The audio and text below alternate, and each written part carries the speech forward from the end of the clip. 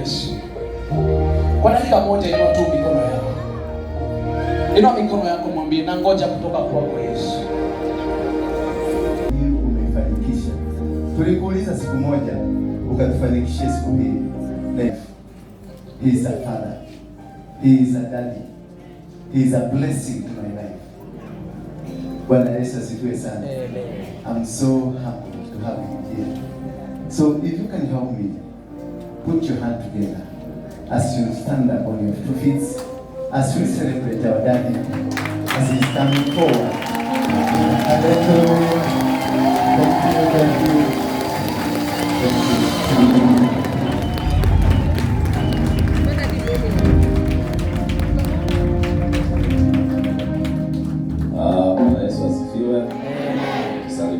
Tusalimiane. Mule ahoro. Mwadhani ya gosho. Bwana Yesu asifiwe. Ninaomba tuketi chini. Mungu awabariki. Nimekuja hapa na chupa ya mafuta. Na nimefurahi kuwakuta mmetungojea. Bwana Yesu asifiwe. Kwanza nikisema tulipatana na mshukaji wa Waruige na njia gani? Mungependa kusikia ama mungependa kusikia? Wakati mmoja nikiwa nimelala usiku, ikiwa kwenye usingizi mzito, nilisikia mwanamke akilia. Analia. Nikashindwa nimeamuka ama niko kwa ndoto. Lakini nilipojaribu kuinua mikono yangu na nikasikia sijaamuka. Nikashika huyu mwanamke amekuja kulilia kwetu nyumbani ni nani? Ndio niliona mama amekuja mbele yangu. Nikaona amelia amejaa machozi. Nikashindwa huyu mama mimi sijawahi kumuona, hatujawahi kukutana. Huyu ni nani? Mtu alikuwa karibu na mimi akasema, sikumuona vizuri lakini alikuwa anaongea. Akasema huyu uli ndiwe nyina wa ndura Waruige. Mimi nilistuka. Nikamwangalia nikasema sijamuona na anakuja kulia karibu na mimi kwa nini? Tena akalia nikaambiwa, unaona hivi analia? Analia kwa sababu ya mtoto yake Waruige. Nikauliza nitakana nifanye nini maana tayari kusikia jina ndura. Hata katika ndoto unasikia hewa imekwisha au pumui kama mbeleni. Nikaambiwa huyu mtu nimemuita aokoe vijana kwenye nchi ya Kenya. Mama yake anaendelea kulia. Nikaambiwa chukua kichupa chako enda uweke mafuta alifanyie kazi. Sisi hatujuani na Waruige, sasa tutajuana wapi? Na mimi najua Waruige na kukufa ni kitu moja. Na sisi kanisani hatushikani mahali popote. Lakini nilipoambiwa hivyo, mama yake akilia, nikarudi nikaamuka. Nikakuta niko kwa kitanda. Swali langu lilikuwa hili.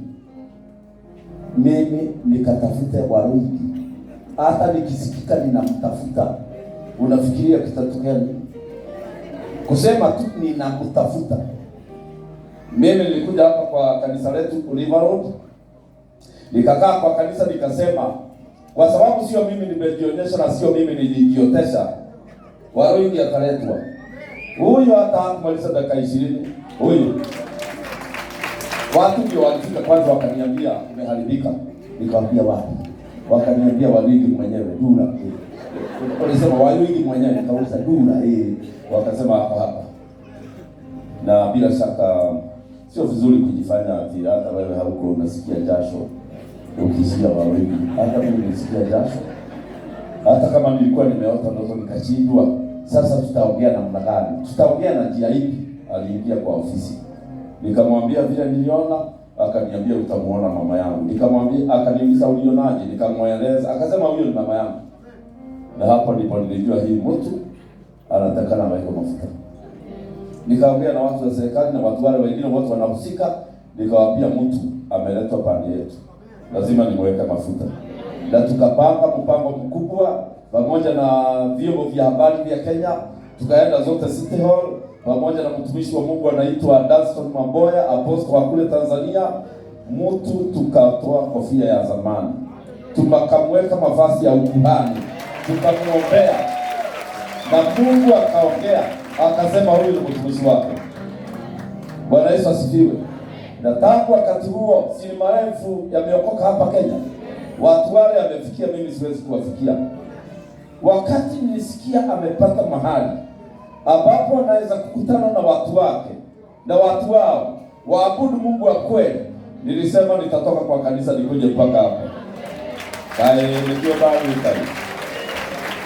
nikio nikile nikile ndio wakayo shwari ndio tukoro wake.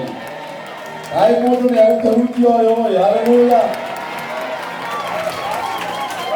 Na sasa akitoka hapa kwa hii madhabahu atapewa shamba kubwa ajenge madhabahu. Haleluya. Na kwa hivyo hiyo ndio introduction ambaye nilikuwa nataka msikie.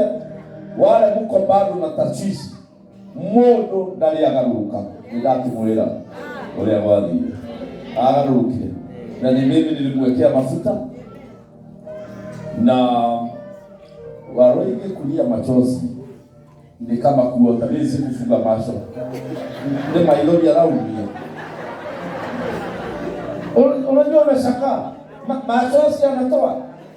Nikamwangalia tena. Kulera. Yugangai.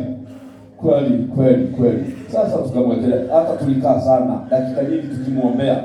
Maana machozi ya mtu kama huyu nikusema ameenda safari ya kilomita ambayo haionekani na macho, lakini analia. Waruige ni mundu wa kulirwa na gitio na faka kweli. Huyu si mtu wa kulia ati unamkata. Sasa nilipoona machozi yake imetoka, imekuja mpaka imeingia mdomo, nikajua hii mtu ni kulia analia. Sio pilipili amesikia. Hata sikia kitunguu. Jamani kulia analia. Na kutoka siku hiyo roho ya Mungu ikakuja juu yake. Nimepelekana na yeye safari hiyo, kumtoa kule alikuwa mbeleni, awe kuhani pande hii, na asisahau history, maana history hawezi kuipangusa na lamba. Halafu akumbuke marafiki wake wale aliwacha kule, awalete. Tumeenda kwa safari. Nimeenda mpaka kwake nyumbani, ninajua watu wao, najua mama yake, najua ndugu zake, nikajua kila kitu ambayo inapasa ujue mtu wa Mungu, na ningependa kuhakikishia wale sasa ambaye huyu ni mchungaji wenu, you are following the right man. Wewe ni Mungu. Bwana asifiwe. Na huyu mtu aliwekwa mafuta na Mungu. Kwanza mimi nilikuja kudhibitisha na kishupa cha mafuta ya kwamba kuna mafuta. Na ni ajabu ya kwamba kuna watu walikuwa wanasema msimwekee mafuta huyo. Huyo ni shetani mwenyewe. Lakini Mungu alikuwa ameongea. Na Mungu akikwambia uweke mtu mafuta, ukatae, atatafuta mtu mwingine akuweka mafuta. Mimi nikamweka mafuta na mpaka leo sija regret. Hiyo ndio ngadhabu ndio hapa. Bwana asifiwe. Na mundu ni mwega. Aria mukuhiriirie ri. Ni mwega mundu uyu. Oyo mundu mwega. Ni mundu wa thayũ. Ni mundu wa gĩkeno. Haleluya. Na tena ni mundu mugima uyu. Ndangĩkũhũra. Ndimwiraga andũ ana nĩ mararehe thĩna kanjira. Ora acio tũgũtwaria na ũtathu tukire. This is the man. Oya kwa. Na ile ndio ile mali ho ngimuitiriria mafuta. Wakati mlikuwa hapa. Ndio kuitiriria tuketuni. Ona mama ngone kuo. Kweli. No ngigege interactive no ukiona akiitiririo mafuta kulia kile nyamu-ini cia mohoro. Unaweza kuona, lakini kwa sababu ya Thomas walia hapa. Bwana siku Thomas. Tutamweka mafuta kidogo ndio uweze kujua ya kwamba kweli aliwekwa nini? Ikale hau mbele. Na hiyo mambo ni mazuri. Bwana asifiwe.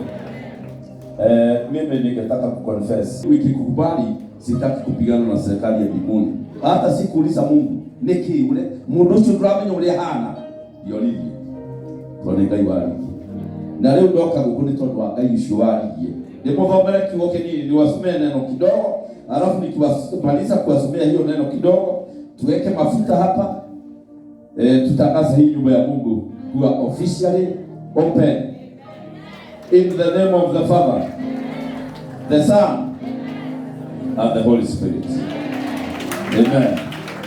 Na nitwaiguithanirie nake anake a Kenya gutire hindi makoragwo ringi ni thirikari na micika. Niguo twaiguithanirie. Na muiguithani uguo noguo wiho. Hatutakubali tena vijana wauawe kwa sababu ya vile kulienda.